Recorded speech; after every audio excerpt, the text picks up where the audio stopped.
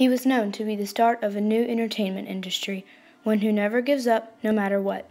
He was known to be the maker of synchronized sound, one who is strongly dedicated to things. He was known as Walt Disney.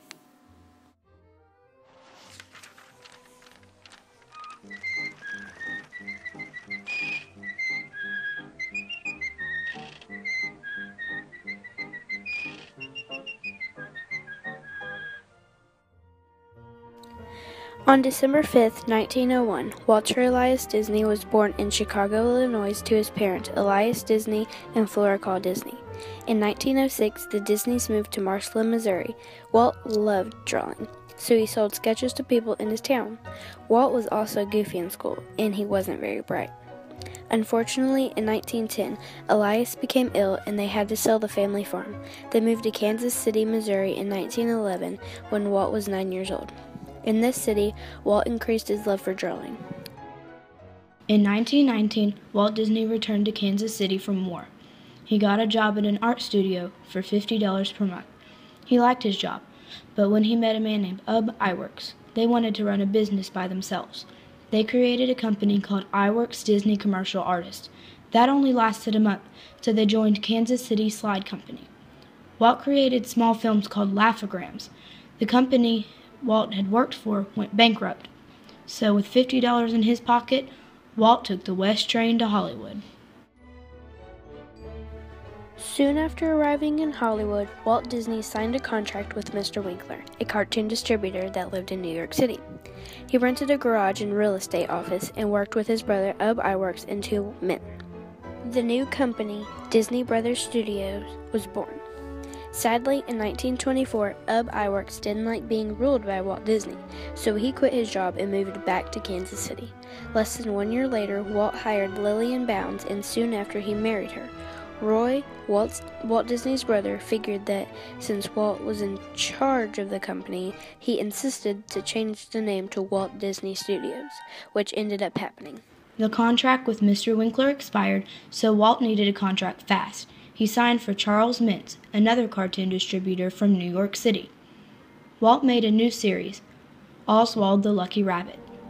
During the production of these films, Walt decided to not have a contract, so he asked if he could end his contract with Mintz.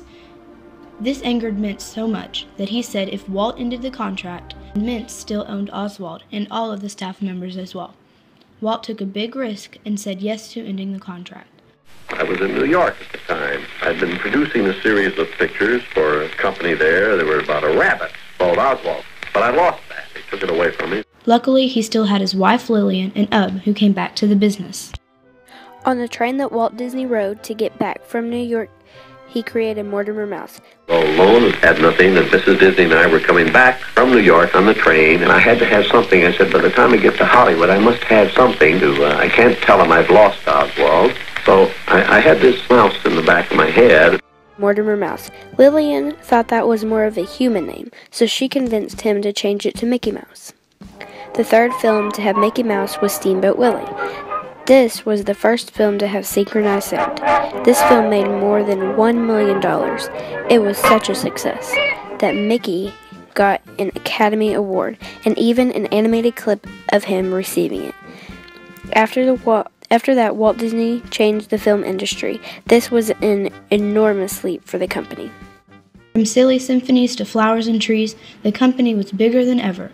On December 18, 1933, Lillian gave birth to Diane Disney, their first child.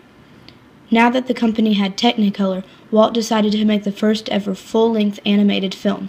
Sure enough, more than a year later, Snow White and the Seven Dwarfs was in theaters. This film made $8 million and won a special Academy Award. Walt and Lillian adopted Sharon May Disney, their second child, in 1936.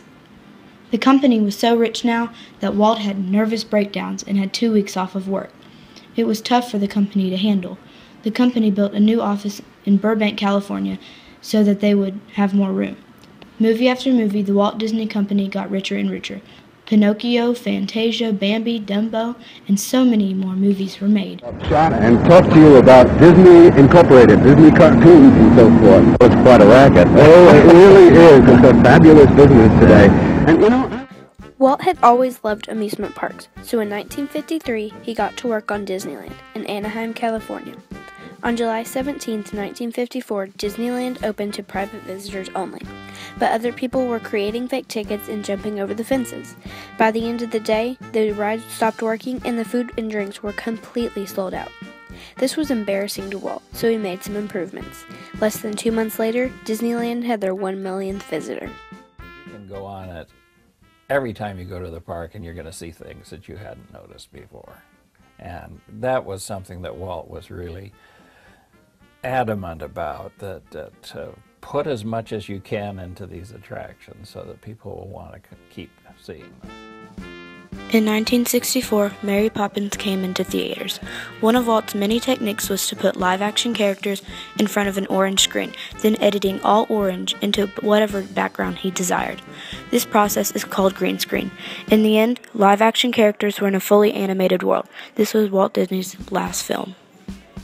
Walt wanted to make a bigger amusement park, so he purchased land in Orlando to build experimental prototype community of tomorrow, also known as Epcot. Sadly, Walt became ill right before his birthday. On December 15, 1966, Walt Disney died of lung cancer because he was a heavy smoker. Even after his death, a total of 521 movies have been made by the Walt Disney Company. The company also owns 277 other assets, including ABC, ESPN, and the History Channel. The death of Walt Disney in 1966.